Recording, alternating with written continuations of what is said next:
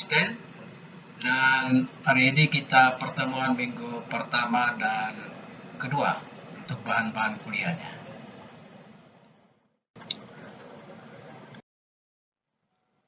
Jadi pertama untuk kuliah etika ini kita mulai dengan definisi dari etika Kristen. Ya. Jadi kalau kita melihat definisi dari etika Kristen, pertama kita lihat dulu asal kata dari kata etika ini. Jadi kata etika ini berasal dari bahasa Yunani, ya, dari kata Yunani ethos, yang berarti kebiasaan, adat istiadat. Etika sendiri dulunya adalah suatu cabang ilmu teologi yang intinya berbicara tentang apa yang baik dan tidak baik. Sehingga etika Kristen itu berarti ilmu yang berbicara tentang apa yang baik dan apa yang tidak baik, atau apa yang patut dan apa yang tidak patut, atau apa yang bermoral dan apa yang tidak bermoral dari sudut pandang agama Kristen. Makanya disebut sebagai etika Kristen. Jadi etika Kristen sekali lagi berarti ilmu yang berbicara tentang apa yang baik dan tidak baik dari sudut pandang kekristenan. Kita lihat yang berikut tentang prinsip etika Kristen, ya. Jadi prinsip etika Kristen ini kan bersumber dari Alkitab, ya. Kesaksian Injil mulanya bersumber dari Yudaisme. Jadi kita tidak bisa, kekristenan tidak bisa melupakan sejarah, melupakan sumbangsi dari agama Yahudi, ya, di mana disitulah sumber-sumber Alkitab kita juga berasal. Bahkan nubuat tentang Yesus Kristus juga bisa ditemukan di situ. Jadi kesaksian Injil mulanya bersumber dari Yudaisme yang berpusat pada hukum Taurat. Jadi apabila dilihat dari sudut pandang hukum Taurat dan Injil, maka etika Kristen adalah segala sesuatu yang dikehendaki oleh Tuhan Allah, yang diwajibkan bagi umat pilihannya, ya, Israel. Jadi dengan demikian maka etika Kristen ini merupakan satu tindakan yang bila diukur secara moral baik menurut kehendak dari Allah itu sendiri. Jadi selalu menurut kehendak Allah, ya, kehendak Allah yang mana yang terdapat dalam kesaksian Alkitab, baik perjanjian lama maupun juga perjanjian. Nah, bagaimana dengan prinsip dari etika Kristen itu sendiri? Jadi etika Kristen ini tentu berbeda dengan pandangan etika berdasarkan pertimbangan kata hati, atau pertimbangan akal budi, atau pertimbangan pandangan filsafat, atau pertimbangan ideologi. Ya, jadi dia berbeda dengan itu semua. Kenapa berbeda? Jawabannya ialah bahwa etika Kristen berbeda dengan etika yang berdasarkan kata hati, di mana kata hati adalah dasar norma. Jadi kalau kata hati mengatakan baik, maka satu perbuatan adalah baik. Dan sebaliknya, kalau kata hati bilang itu tidak baik, maka dianggap tidak baik. Cuma kelemahannya adalah bahwa kata hati setiap orang itu kan berbeda-beda, ya. Si A kata hatinya beda dengan si B, ya. Si Thomas beda dengan si Maria, ya. Dan seterusnya. Karena itu maka pertimbangan etis tidak bisa bergantung semata-mata pada kata hati, ya, tidak. bisa bergantung semata-mata pada kata hati itu.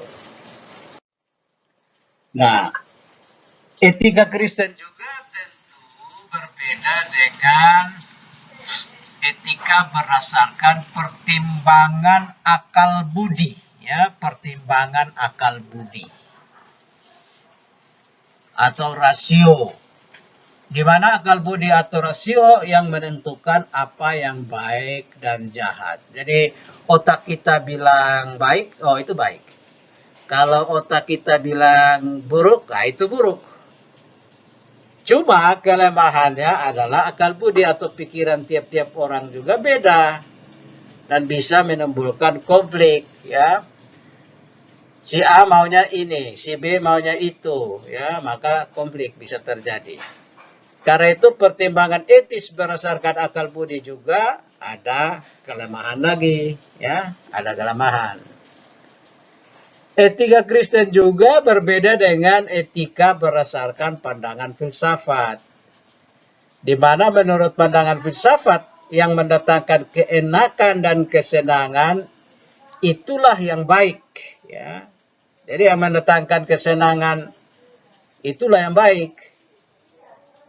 Nah, pandangan filsafat setiap orang tentu kan beda, ya, tentu beda.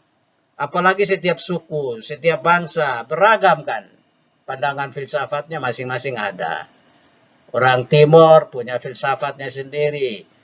Orang Rote punya filsafat sendiri. Alor, Sabu, Flores, Jawa, dan lain sebagainya. Tiap-tiap orang punya pandangan filsafatnya sendiri. Dan karena itu maka pandangan filsafat juga tidak dapat dijadikan penentu apa yang baik dan apa yang benar. Ya, tidak bisa ditentukan oleh itu. Nah, oleh karena itu, maka prinsip etika Kristen ini juga berbeda dengan etika berdasarkan pertimbangan ideologi. Ya, pertimbangan ideologi. Di mana menurut pandangan ideologi apa yang baik adalah apa yang mendatangkan kemenangan, keuntungan, kesejahteraan bagi kaum buruh. Itu misalnya ideologi komunis, ya, bilang. Yang baik itu buruh sejahtera, buruh senang saja. Yang lain tidak perlu. Itu paham komunisme. Atau apa yang mendatangkan keuntungan ekonomi bagi para pemilik modal, para kapital, ya, atau sistem ideologi kapitalisme. Itu yang dianggap baik. Jadi kalau pemilik modalnya bertambah kaya, makin hari makin bertambah, buruh makin sengsara, makin miskin, nah itu yang baik. Jadi pandangan ideologi bilang begitu. Kapitalisme bilang pemilik modal yang harus untung, komunisme bilang buruh juga harus sejahtera. Jadi pertentangan terjadi. Jadi disinilah kelemahan dari ideologi itu. Setiap bangsa itu berbeda-beda. Dan kita lihat tadi pertentangan satu dengan yang lain. Masing-masing akan selalu klaim dia punya yang paling benar. Ya, dia punya paling benar. Sehingga etika Kristen juga tidak bisa berdasarkan pertimbangan ideologi. Oleh karena itu, titik tolak etika untuk menentukan mana yang baik dan tidak baik tidak dapat berdasarkan pertimbangan kata hati, pertimbangan akal budi, pertimbangan filsafat, atau pertimbangan ideologi semata. Tapi titik tolaknya harus kembali pada kehendak Tuhan Allah sendiri yang terkandung di dalam Alkitab. Ya. Kita melihat bagaimana perbedaan etika ini dengan ilmu-ilmu lain. Jadi etika ini termasuk golongan ilmu pengetahuan normatif dan bukan ilmu pengetahuan deskriptif. Artinya etika adalah ilmu yang membicarakan tentang apa yang baik dan apa yang sehat seharusnya, atau apa yang patut dan tidak patut untuk dilakukan. Oleh karena itu, maka etika membutuhkan penilaian dan pengambilan keputusan. Etika juga berbeda dengan ilmu alam, apalagi ilmu matematika, ilmu hukum. Karena yang berlaku dalam ilmu-ilmu ini tidak meminta atau tidak menuntut suatu pilihan atau keputusan, tetapi yang berhubungan dengan rumusan dan dalil-dalil yang sudah dianggap pasti. Jadi ini bukan pilihan. Jadi kalau lo naik di lantai 3 Unkris ya, lalu kas jatuh diri di bawah, itu tidak ada pilihan, kapan bocor atau langsung mati. So bisa bilang lo jatuh di atas, kembali lah, naik di lantai 4, tidak, jatuh ke bawah.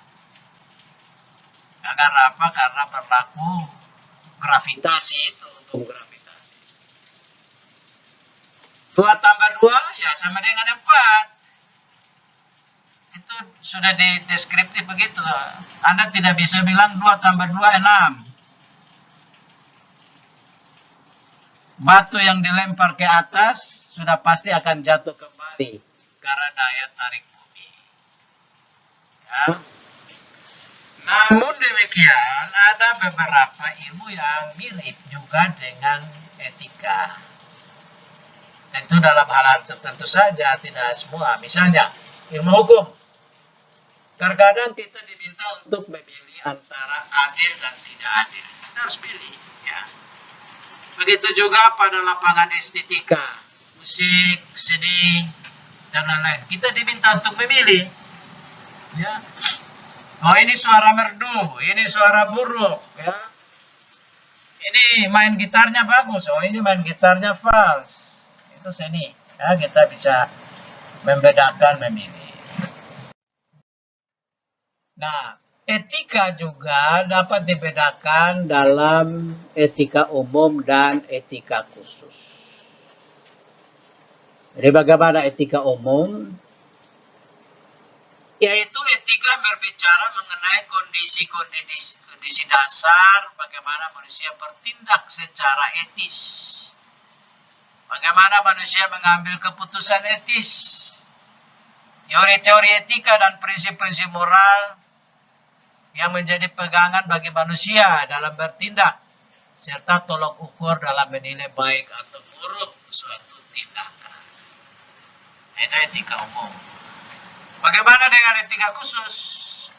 Yaitu penerapan prinsip-prinsip moral dasar dalam bidang kehidupan yang khusus. Ya, penerapan ini bisa berwujud bagaimana seseorang mengambil keputusan dan bertindak dalam bidang kehidupan dan kegiatan khusus yang dilakukan, yang didasari oleh cara teori dan prinsip-prinsip moral dasar. Ya, atau bahasa Inggrisnya moral foundation, dasar-dasar moral. Ya, rasa hormat, ya, kesetiaan, ya, pada pasangan, kepedulian, ya, keadilan, kejujuran, kesopanan, ya, balas kasihan, dan sebagainya. Nah, kita lihat berikut, yaitu titik tolak etika Kristen didasarkan pada etika perjanjian lama dan etika perjanjian baru. Ya, jadi PL dan PB itu titik tolak ya. Padahal kitab PL dan PB, perjanjian lama dan perjanjian baru, di mana keduanya memiliki prinsip dasar yang sama,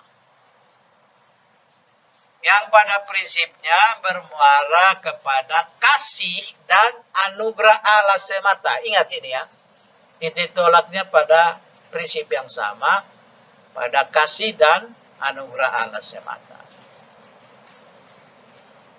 Jika dalam perjanjian lama nampak dari kasih dan anugerah Allah yang membebaskan Israel dari perbudakan di Mesir. Ya, dari perbudakan di Mesir.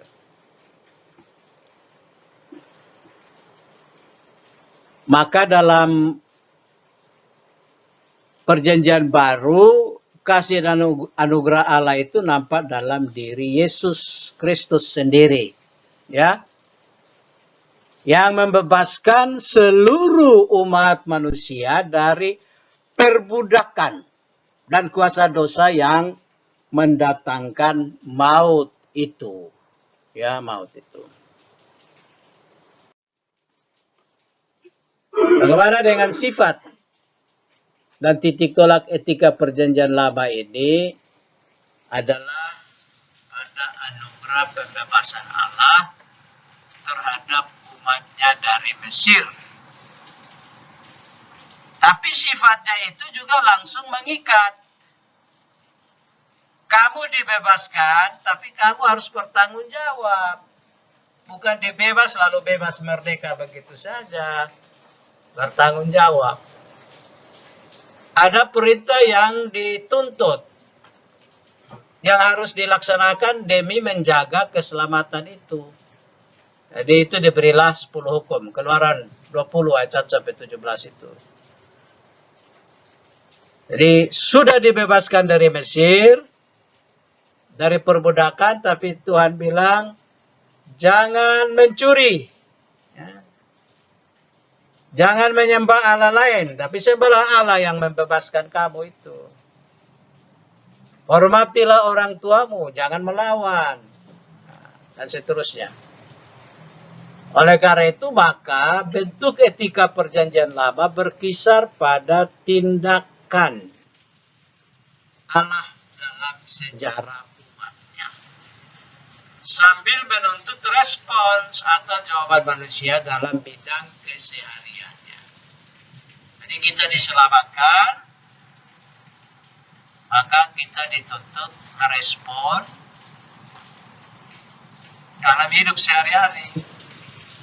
Nah, ini yang harus dilaksanakan dalam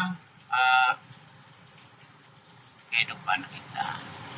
Sehingga konsep etika perjanjian lama selaras dengan apa yang dinamakan dengan etika teonom. Etika teonom. Yaitu etika yang berlandaskan hubungan antara Allah dan umatnya. Ya, hubungan antara Allah dan umatnya. Allah mengasihi, maka umat juga harus mengasihi. Orang tua mengasihi anaknya, anak juga harus mengasihi. Orang tua menafkahi, memberi uang kuliah, anak harus kuliah dengan sungguh-sungguh, jangan minum mabuk, cek mabuk tiap hari saja, bikin habis duit, ya. Atau pacaran melulu, tidak boleh. Nah ini kita belajar dari situ. Sedangkan sifat dan titik tolak etika perjanjian baru juga sama.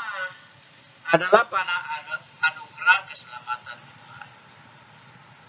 Yang diberikan melalui siapa? Melalui Yesus. Dia mati, dia menebus dosa umat manusia di kayu salib. Umat Allah yang telah diselamatkan sekarang dipanggil untuk hidup baru. Hidup dalam keselamatan yang sudah diberikan. Jadi seseorang berbuat baik atau melakukan tindakan kasih karena apa?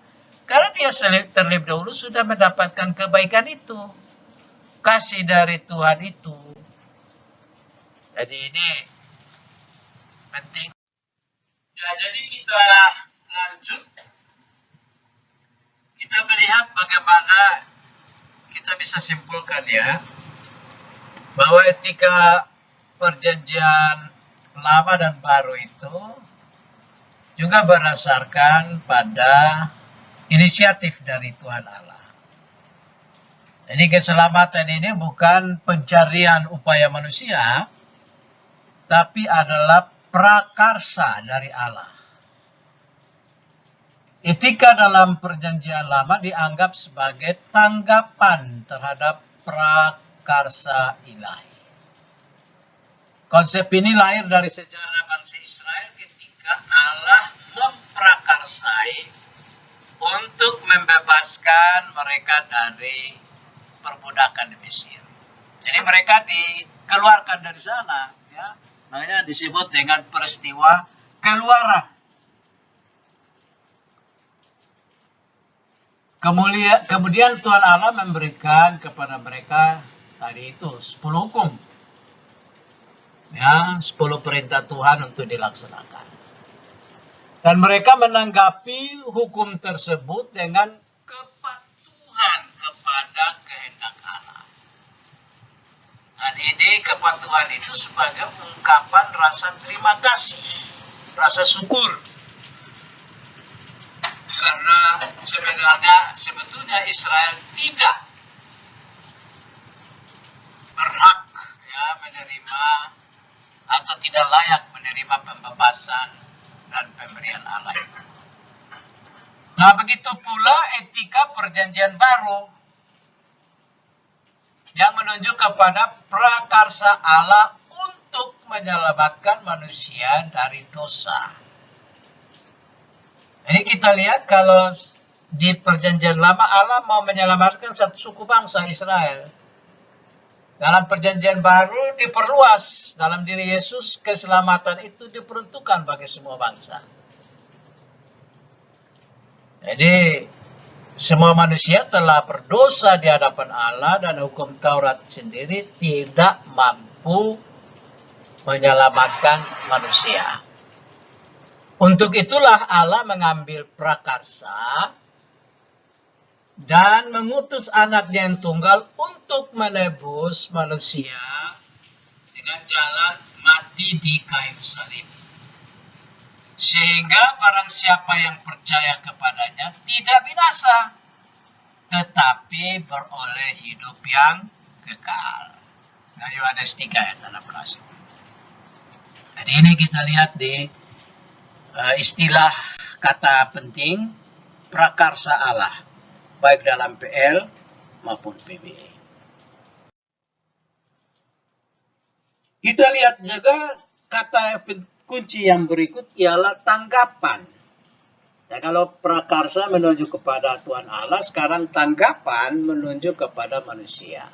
Jadi tanggapan manusia.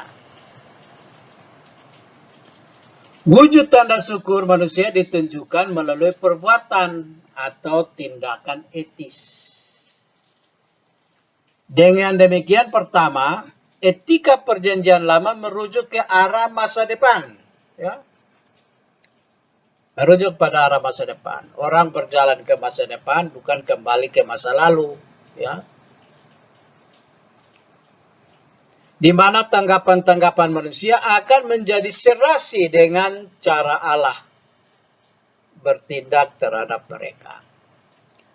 Manusia mengikuti teladan Allah dengan memperlihatkan sifat Allah melalui kelakuannya. Kalau Allah sudah menyelamatkan kamu, kamu harus mengikuti teladannya.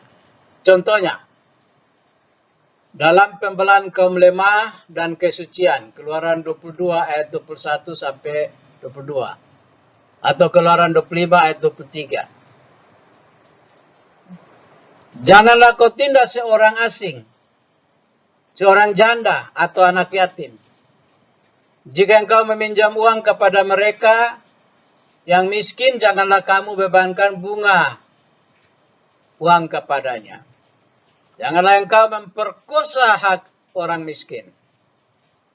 Jadi ini Tuhan bilang kalau kalian sudah dibebaskan, selamatkan, jangan lagi buat kejahatan.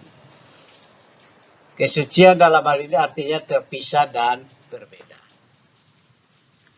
Jadi umat Israel ini membedakan tuntutan-tuntutan Allah dengan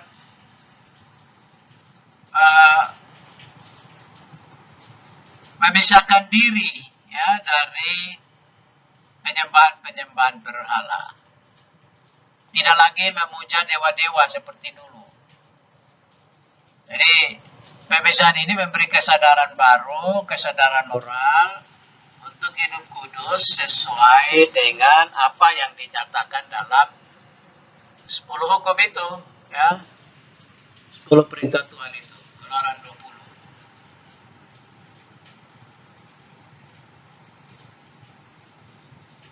Nah, begitu pula dalam perjanjian baru, manusia menanggapi anugerah keselamatan dalam Kristus melalui perilaku hidup baru. Artinya anugerah Allah dalam Yesus sebagai landasan sikap etis orang Kristen. Ya. Dan ada ahli etika namanya Stephen Mott. Anugerah Allah mempengaruhi orang Kristen dengan kuasa Roh Kudus secara etis, termasuk dalam social action mereka. Jadi, sosial aksi sosial yang dilakukan orang Kristen itu dipengaruhi dari anugerah Allah yang membebaskan itu, menurut Mott. Etika Kristen adalah respon kita kepada anugerah Allah. Sehingga kita memperbarui sikap hidup dan menjadi imitators of God. Ya. Kita ini adalah imitators of God. Artinya kita mengimitasi, ya, kita mengimitasi. Meniru, ya, meniru perilaku Tuhan, bukan meniru perilaku iblis. Jadi mahasiswa itu meniru perilaku yang baik, bukan meniru perilaku cekemabok, ya. Meniru belajar rajin, bukan mencerita dari pagi sampai malam. Jadi kita mengasihi karena Allah lebih dahulu telah mengasihi kita. Jadi sikap etis orang Kristen untuk melakukan kebaikan dalam segala bentuk sebagai tanggapan terhadap anugerah keselamatan Allah dalam Kristus itu. Ya.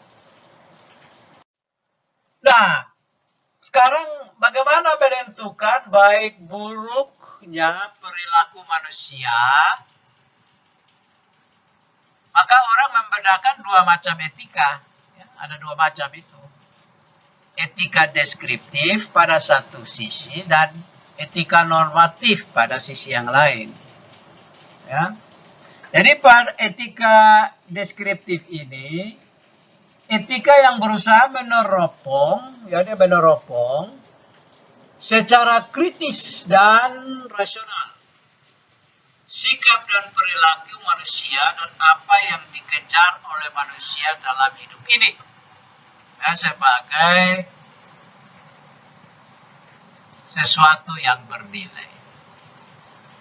Etika deskriptif ini memberikan fakta sebagai dasar untuk mengambil keputusan tentang perilaku atau sikap yang mau diambil. Ya. Jadi fakta dasarnya apa? Keputusan kita apa? Jadi seorang mahasiswa, fakta dasarnya ia dibiayai oleh orang tua untuk kuliah. Itu faktanya. Kalau begitu keputusan etis apa yang harus diambil mahasiswa?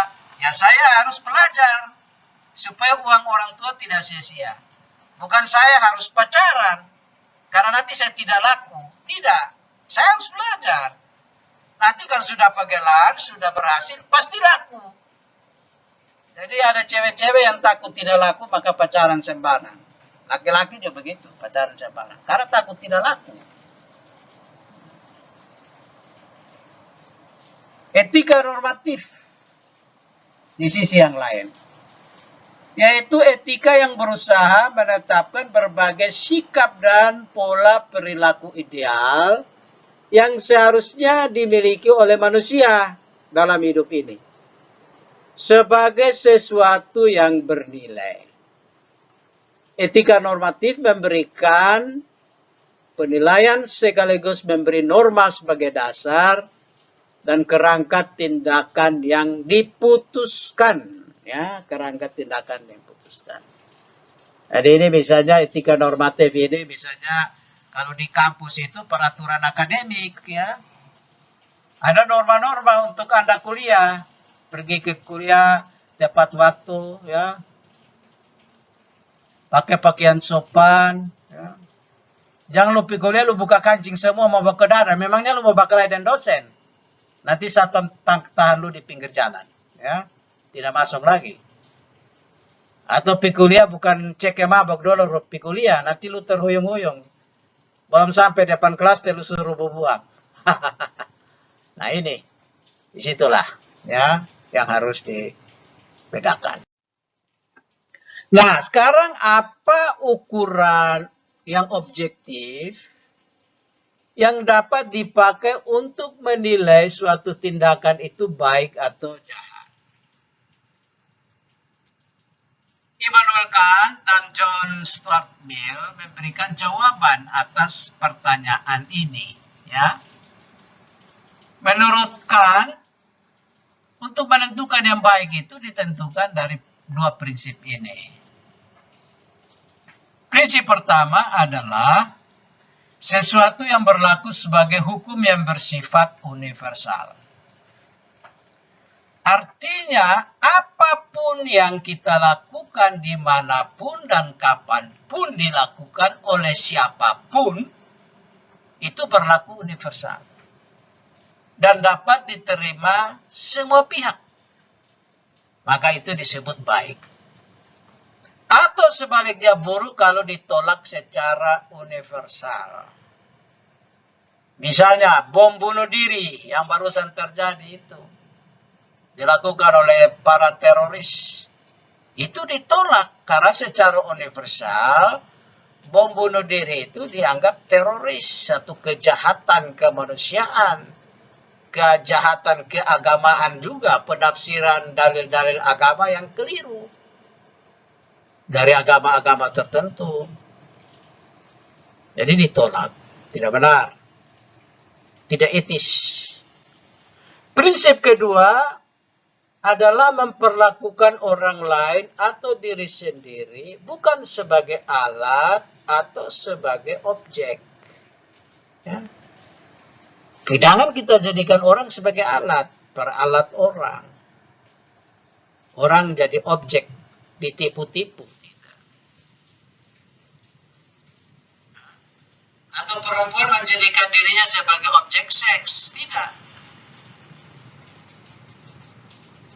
Maka itu disebut oleh prinsip kedua menurut Kant yang harus diikuti. Memperlakukan orang lain atau diri sendiri bukan sebagai alat atau objek belaka. Sedangkan menurut John Stuart Mill, sebuah tindakan dikatakan baik apabila ia bertujuan dan berakibat membawa kebaikan yang paling besar bagi sebanyak mungkin orang, ya, membawa kebaikan yang sebanyak mungkin orang. Ini yang disebut baik atau bermoral atau etis, mendatangkan kebaikan bagi banyak orang. Korupsi, apakah itu mendatangkan kebaikan bagi banyak orang? Tidak. Dia hanya mendatangkan bagi dirinya atau keluarga atau konco-konconya saja. Banyak orang nanti menderita, ya?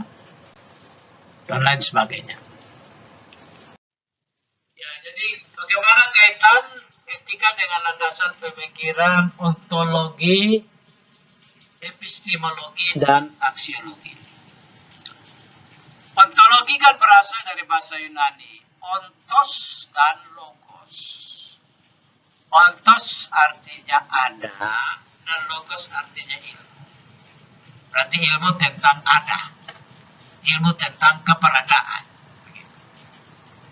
Jadi kalau dikaitkan dengan etika, maka dapat disimpulkan bahwa ontologi merupakan ilmu yang membahas tentang keberadaan seseorang atau keberadaan kelompok yang menentukan perilaku baik atau buruk.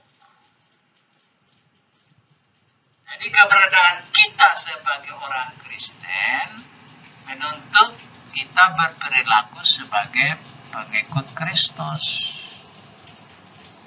Anda orang Kristen, berarti Anda harus berperilaku mengikuti teladan Kristus.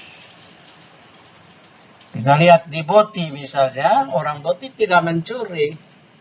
Karena keberadaan mereka sebagai orang Boti sudah ada yang mengatur perilaku, etika.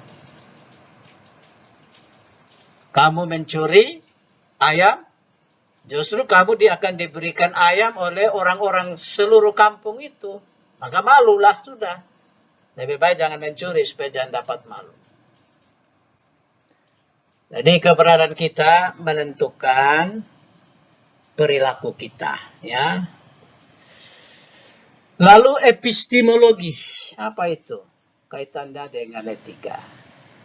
Jadi epistemologi ini juga dari kata Yunani episteme dan logos, ya. Episteme artinya pengetahuan. Dan logos artinya teori atau ilmu. Jadi epistemologi kalau dikaitkan dengan etika merupakan suatu ilmu yang mengkaji tentang sumber pengetahuan tentang apa yang baik atau apa yang buruk. Atau apa yang patut dan apa yang tidak patut dari perilaku seseorang.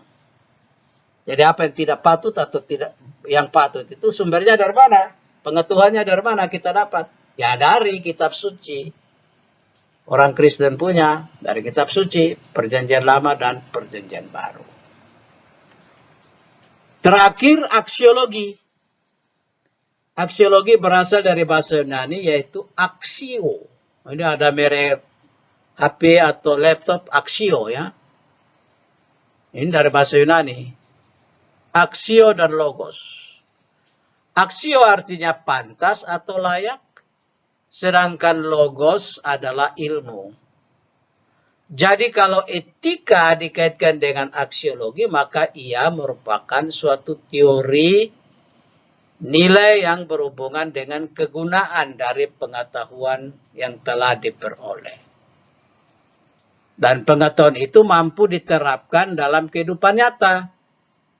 Ketika orang mempelajari etika, maka ada manfaat dan kegunaan dari ilmu yang dipelajari itu. Dan ia mampu mengaplikasikannya. Ya, mampu mengaplikasikannya. Nah, sekarang kita pindah pada moral otonom dan moral heteronom.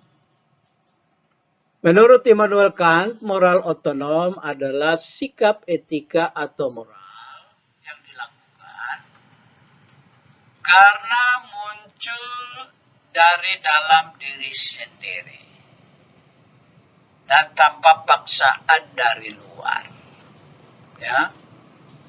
Etika yang muncul dari dalam diri sendiri. Seorang anak membantu mencuci piring, menolong ibunya, itu lahir dari dalam diri sendiri. Ini moral otonom. Tanpa diancam, tanpa mau dipukul, baru dia mencuci. Tapi dengan sendirinya, maka itu disebut moral otonom. Sedangkan menurut Immanuel Kant, moral heteronom itu adalah sikap etika atau moral yang dilakukan karena muncul dari luar. Yang sifatnya diwajibkan atau dipaksakan untuk dilakukan oleh seseorang. Contohnya begini ya, kalau mahasiswa naik motor tidak pakai helm. Karena tidak ada kesadaran moral bahwa pakai helm itu penting. Tidak ada kesadaran bahwa helm ini akan melindungi kepala supaya jatuh jangan bocor, ya. Atau jatuh kepala tidak pecah lalu meninggal. Nanti ketika sampul lampu merah dan lihat polisi baru lari salah-salah. Atau baru cepat-cepat ambil helm kau pakai, ya. Jadi moral yang ada ini karena pakai helm muncul dari luar karena dipaksakan, diwajibkan. oleh polisi. Lihat polisi baru pakai helm. Takut kena tilang, takut didenda, dan lain sebagainya. Nah, ini namanya moral heteronom. Moral yang muncul dari luar. Etika yang muncul dari paksaan dari luar. Orang melakukan karena takut, ya. Orang melakukan karena takut. Bukan kalau moral otonom, orang lakukan yang kebebasan, yang kesenangan. Ya, lihat ini foto anak ini. Dia cuci piring dengan gembira, dengan senyum-senyum. Sementara dua mahasiswa ini naik motor tanpa helm. Karena memang tidak ada kesadaran moral otonom itu. Yang ada nanti heteronom. Begitu dapat polisi baru terpaksa pakai helm atau lari sembunyi. Ya, jangan mahasiswa Unkris jangan tiru model ini ya. Harus tiru kembangkan moral otonom. Naik motor pakai helm dulu, jaga keamanan, jaga kesadaran, keselamatan diri sendiri. Nah, sekarang kita lihat bagaimana menentukan sebuah perbuatan itu baik atau buruk. Tadi kita sudah bilang bahwa etika itu tidak berdasarkan pandangan ideologi, filsafat, kata hati, akal budi, dan lain sebagainya. Tapi berdasarkan Alkitab. Nah, Alkitab membedakan dalam rumusan yang jelas. Rumusan berdosa atau tidak berdosa. Jadi apa yang baik itu? Ya baik. Kalau apa yang tidak baik ya dosa. Mau menjadi orang benar atau orang jahat? Orang fasik. Bagaimana mengukur sebuah perbuatan adalah dosa? Maka Alkitab memberikan 3 hakikat dari dosa. Jadi Alkitab memberikan 3 hakikat dari dosa. Pertama itu dosa adalah kesombongan manusia terhadap Allah. Dan manusia menindas kebenaran yang ditetapkan oleh Allah. Sehingga mendatangkan murka Allah juga. Roma 1 ayat 18.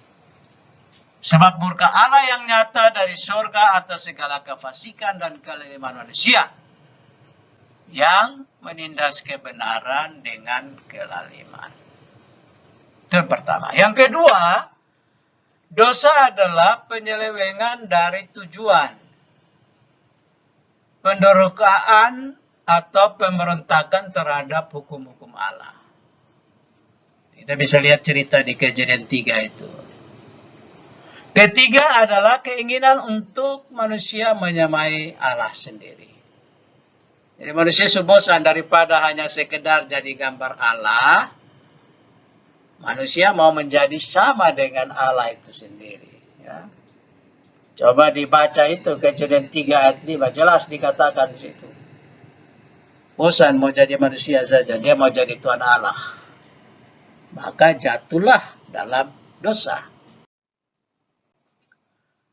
Nah, dosa menurut Alkitab. Dari sifatnya, dosa dapat dibedakan atas 2 macam. Dosa pasif dan dosa aktif. Dosa pasif terjadi karena manusia dibujuk, digoda, diseret, dan diselahkan matanya untuk melakukan dosa. Sedangkan dosa aktif terjadi karena manusia tidak hanya digoda untuk berdosa, tetapi manusia mengatakan ya kepada dosa. Dan kemudian menjadi hamba dosa. Yohanes 8 ayat 34. Ya. Ini dosa pasif dan dosa aktif. Alkitab juga membedakan antara dosa perseorangan dan dosa kolektif. Dosa perseorangan adalah dosa yang dilakukan orang per orang. Misalnya dosa yang dilakukan Daud, ya. Daud lihat Batseba mandi, ya. Lalu dia lihat dari di soto rumah, teras rumah di lantai atas, ada perempuan cantik mandi telanjang di sana. Maka dia berdosa. Dia sendiri berdosa. Dia langsung mengingini Batseba, padahal Batseba sudah punya suami namanya Uria. Dia atur strategi supaya Uria nanti pergi perang. Lalu dia minta panglima untuk tempatkan Uria di paling depan, supaya kena panah dari musuh dan cepat mati. Dan benar, itu dilakukan. Lalu Batseba dipanggil masuk dalam istana, lalu Daud menikah dengan Batseba. Kejahatan ini. Nah, nanti ditegur oleh Nabi Nathan. Nanti bisa baca sendiri, ya. Itu dosa dari Raja Daud. Atau dosa dari Simon Petrus yang menyangkal Yesus 3 kali. Dosa pribadi dari Petrus. Sedangkan dosa kolektif adalah dosa yang dilakukan secara kolektif. Dosa Yerobeam yang menyebabkan orang Israel turut berbuat dosa. Menyembah patung lembu, ya, dan lain sebagainya. Itu dosa kolektif.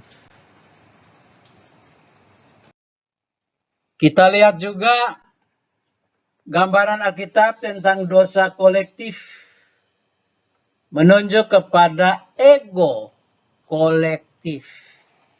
Ego kolektif. Dan ego kolektif itu lebih jahat, lebih berani, lebih bandel, dan juga lebih munafik. Ya. Kita lihat, ya, ketika Pontius Pilatus di Gabata. Ini di gambar pertama, ya. Gambar yang ini yang pertama. Pilatus ada duduk itu. Bertanya kepada orang Yahudi satu demi satu, apa yang harus aku lakukan terhadap orang ini? Diangkat tangan menuju ke Yesus. Tidak ada orang yang berani berkata salibkan dia pada saat itu. Tetapi ketika Pilatus bertanya kepada massa orang banyak di luar, ya, di halaman luar, maka secara serempak mereka berteriak, salibkan dia, salibkan dia. Nampak bahwa kesombongan kolektif lebih fanatik dari kesombongan perorangan.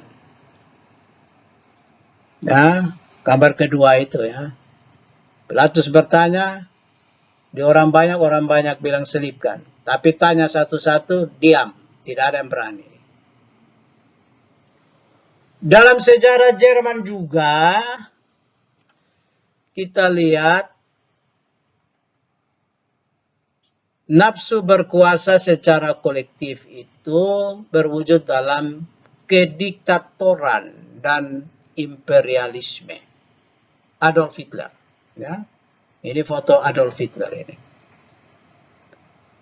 Jadi dengan semboyan nasional sosialismus, Hitler ini mampu menghipnotis orang-orang Jerman untuk berperang. Ya, seluruh Eropa waktu itu sudah ditaklukkan hampir seluruhnya. Tinggal Inggris dan Rusia saja yang belum. Tapi seluruh yang kecil-kecil sudah. Perancis kalah. Belanda juga. Lain-lain kalah semua. Ini karena nasional sosialisme yang propaganda oleh Hitler, mendorong Jerman masuk dalam perang. Ya. Bahkan di bawah komando Hitler juga jutaan nyawa orang Yahudi yang tidak berdosa itu dibunuh. Nyawa mereka mati binasa. Diperkirakan sekitar 6.000 orang Yahudi mati sia-sia di kamp-kamp konsentrasi, ya, yang dibuat oleh Hitler ini. Jadi di museum di Bonn yang Bapak kunjungi misalnya, di situ ada museum, ada satu gunung, gunung itu Bapak lihat Bapak ternyata tumpukan sepatu. Itu tumpukan sepatu orang-orang yang sudah dibunuh di kamar-kamar gas. Di foto yang lain ada tumpukan gunung juga. Bapak lihat Bapak ternyata itu mayat-mayat orang dalam keadaan telanjang yang ditumpuk-tumpuk jadi gunung. Betapa kejamnya. Ada museum juga yang memperlihatkan lampu-lampu kulit-kulit lampu. Jadi orang Jerman ada bikin lampu lalu bikin dia punya penutup lampu kulit itu. Itu dilihat Bapak ternyata dibuat dari kulit manusia. Nah itu tentara-tentara Jerman ambil kulit orang Yahudi lalu dibuat jadi perhiasan pembungkus kulit lampu itu tadi. Betapa sadis ya dan kejamnya. Nah ini kita lihat kejahatan kolektif ya yang dilakukan itu. Lebih jahat. Dosa kolektif juga berwujud dalam kelobaan kolektif. Seperti pembentukan blok-blok ekonomi dan propaganda kapitalisme secara besar-besaran dan secara global.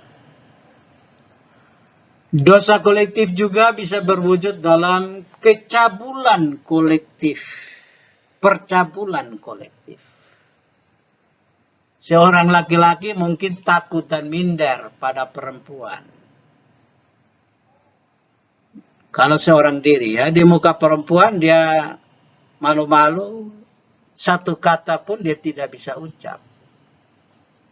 Tapi begitu bersama 3 atau 4 teman laki-lakinya, lalu ada perempuan lewat, maka dia mulai boto-boto, lebih cerewet dari perempuan lagi. Ya. Melecehkan, bahkan mungkin melakukan pemerkosaan secara beramai-ramai. Ini dosa kolektif ini juga jahat ya. Juga bisa berwujud dalam kemunafikan kolektif. Dan biasanya lebih dahsyat dari kemunafikan perorangan. Misalnya mass media, TV, radio, koran, majalah. Yang dikontrol oleh para penguasa atau para politisi atau para pengusaha. Opini masyarakat dibentuk menurut pesanan pihak-pihak tertentu. Ya, pihak-pihak tertentu. Nah, jadi karena itu kita lihat bagaimana dosa itu, ya, dalam berbagai-bagai bentuk dan rupanya. Alkitab juga membedakan dosa terhadap Allah dan dosa terhadap sesama manusia. Namun perbedaan ini tidak boleh dipahami sebagai pemisahan yang tajam. Karena dosa terhadap Allah adalah juga terhadap manusia atau sebaliknya. Barang siapa berdosa maka ia seolah-olah menampar wajah Allah dan merusak hubungannya dengan Allah dan manusia. Jadi saya melecehkan seorang perempuan misalnya, sebetulnya saya menampar wajah Allah karena perempuan itu adalah ciptaan Tuhan. Injil Matius malah merincikan dosa dalam 3 kategori. Ya, dosa dalam pikiran, dosa dalam perkataan, dosa dalam perbuatan. Matius 5, ya. Bahkan orang yang sudah dikatakan pembunuh walaupun dia baru benci saudaranya. Orang sudah dikatakan berzina walau dia belum melakukan, tapi pikirannya kotor, penuh dengan hawa nafsu, maka sudah dikatakan berzina. Walaupun dia belum melakukan tindakan apapun. Dan orang sudah jahat atau berlaku fasik ketika hatinya jauh dari Allah. Walaupun dia mengunjungi rumah Allah, rajin dan setia, tapi hatinya jauh dari Tuhan. Di rumah Tuhan, tapi hati jauh dari Tuhan, sama saja. Itu juga dosa. Dosa dalam pikiran, perkataan, dan perbuatan. Nah, Alkitab juga membedakan dosa dari jenisnya. Dari jenisnya Tuhan Yesus membedakan ada 2 jenis dosa. Ya, menurut Markus 3 dan Lukas 12. Dosa yang dapat diampuni dan dosa yang tidak dapat diampuni. Dosa yang tidak dapat diampuni itu adalah dosa kepada Roh Kudus. Barang siapa menghujat Roh Kudus, maka ia menjadi iblis. Dan orang yang demikian tidak dapat dan tidak mau dibimbing untuk kembali kepada Tuhan. Iblis tidak mengenal penyesalan. Orang yang telah dirasuki iblis akan bertindak secara sadar untuk mempertahankan kebencian terhadap Tuhan. Jadi, menghujat Roh Kudus ini tidak bisa diampuni. Yang hanya ada maut, ya, ada di depan. Dosa menghujat Roh Kudus akan mendatangkan maut. 1 Yohanes 5:16. Nah, itu saja kuliah kita di minggu pertama dan kedua. Terima kasih untuk perhatiannya. Shalom. Sampai berjumpa di kuliah-kuliah kita berikutnya.